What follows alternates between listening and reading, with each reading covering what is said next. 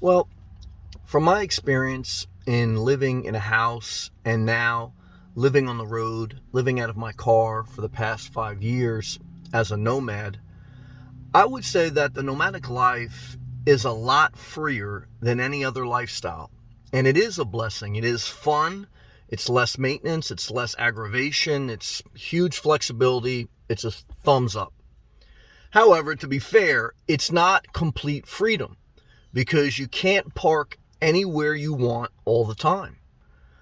And that is the disillusion. That's the falsehood of the nomadic life. As an example, if you like an area by the beach, okay, and you say, well, I don't want to pay to live by the beach.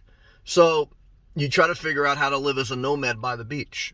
Certainly there's places that you can go to stealth camp, and certainly you can get away with it for a while and maybe even for a long period of time, but there is not that assurance, and in most instances you really can't even do that.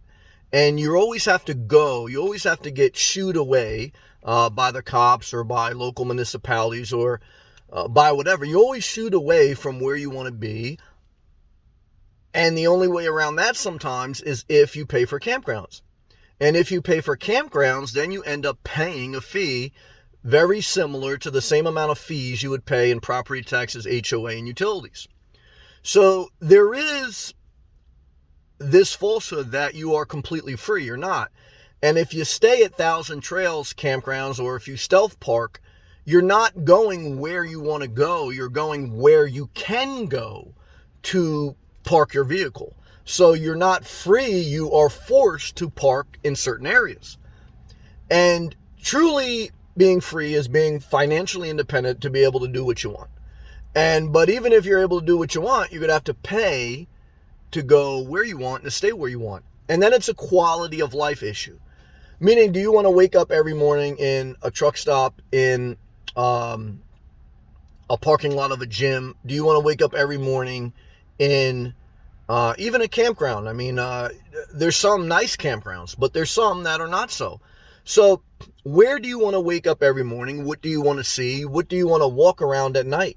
Can you walk around at night? Many times I've stealth camped 90% of the time on my road, and walking around at night when you stealth camp is, I mean, it's oxymoron. You can't, it's like you're stealth. You're supposed to be under the radar. So look, I will say that the nomadic life is thumbs up. I will say, though, it's not 100% thumbs up. Nothing is. Buying a house is not 100% thumbs up. Now you got this maintenance, aggravation, liability. It can be an asset, and as a nomad, your flexibility can be an asset. Use what you have. If you're living in your car to get ahead, get ahead. Don't buy 5 vehicles in 5 years if you have the objective to become financially independent and figure out maybe you want to live by the beach. If you're living in your vehicle because you have no choice, look into a social worker because there's plenty of programs for people who are destitute. If you want to live on the road because you're burnt out in the house, I did that. But like I said, just don't overinvest in the nomadic life until you figure out what your next step is. Now, if you like the nomadic lifestyle and you're going to go all in and invest in a new vehicle or a new RV, then just make sure that you commit to at least 5 years of being at the places you stealth park, being at the campgrounds, or being in the area you plan to be. At least, you can't guarantee 5 years, but you have to project. You have to be able to visualize and have practical experience that this is a sustainable thing for another 5 years. And you're saying to yourself that I want to wake up at this gym parking lot another 5 years. I want to wake up at this campground. I want to wake up at this truck stop. I want to live the life I've been living for the same 5 years with no difference. And I'm willing to invest another 10, 20, 30, 100,000 in a vehicle, regular car, RV. I'm willing to have that vehicle be worth a lot less in 5 years because I like this lifestyle so much. Or you go the opposite way. You say, I've kept it bare minimum living in my vehicle so that I can get ahead even more, be financially independent so I can be truly free. That's your true freedom, your health and your financial independence. And then you say you're going to live where you want, put up some aggravation, maybe buy piece of property, which tends to appreciate over time, but it's a lot more entanglement. I'm not going to lie.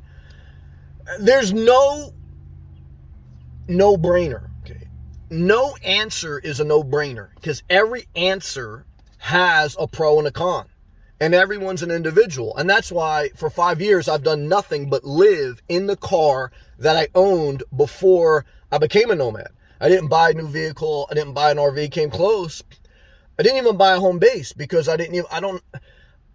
not sure where I wanted to go. So when in doubt, do nothing, pick up side hustles, maintain your main income, maintain your health, because worst case scenario, you wake up 5 years later and hopefully you've developed good routines, you've got ahead a little financially, and you're in a position to be free, to decide what you want to do.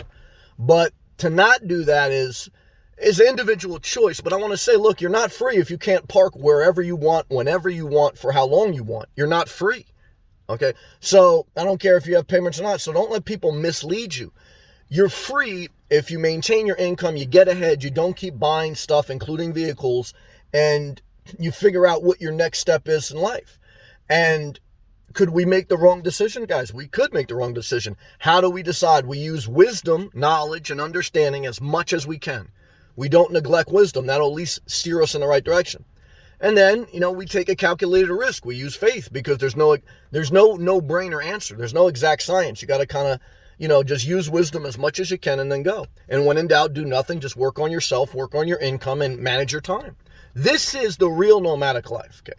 Because everyone else, guys, remember, it's a little bit of a sales pitch on YouTube to get YouTube revenue. Even the biggest nomads, sometimes they're hedging their bets with properties, or they're using their RVs as depreciating assets to write off to mitigate tax liability on their YouTube revenue. And the truly destitute people, they either have a drug or mental problem because they can get help from the government with social programs. So you have to really like this lifestyle to want to do it. And it's fun. It's good. It's thumbs up. And then after a period of time, you have to decide what you want to do. Not an easy decision. And that's why I stay in this period of just maintain what I need to maintain. But, as I get a little closer, I want to share these things. Because this is 5 years experience, full-time as a nomad, out of the current car I live. Never changed my car. Never really bought anything really big. Lived in a house for 15 years. I've owned a house. I've lived on the road. And I can tell you, maintaining a job, picking up side jobs to get ahead, to be free, is what the recipe for me was the goal. And then to possibly live by the beach. I have hesitation about ever owning property again, but I have hesitation about buying a vehicle to live in to destroy the value, and then I can't even park where I want to park all the time and without having one eye open. So, I don't know if I'd want to live that life, entire life, checking in out of campgrounds, dealing with this and that. I mean, like I say, you're paying cost in gas, you're being out on the road, you're putting a wear and tear on your body, your mind. So everything has a give and take, guys. But either way, I want to share this video with you. Hopefully it helps you. Remember, you may be in a different season than me, but there's some wisdom in here. So pick that out. Leave what doesn't apply.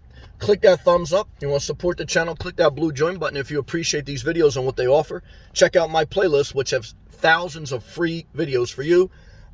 Subscribe if you're not. Leave a comment below. The algorithm of success. Show up. Self-care. Period. Okay? Another video in the books.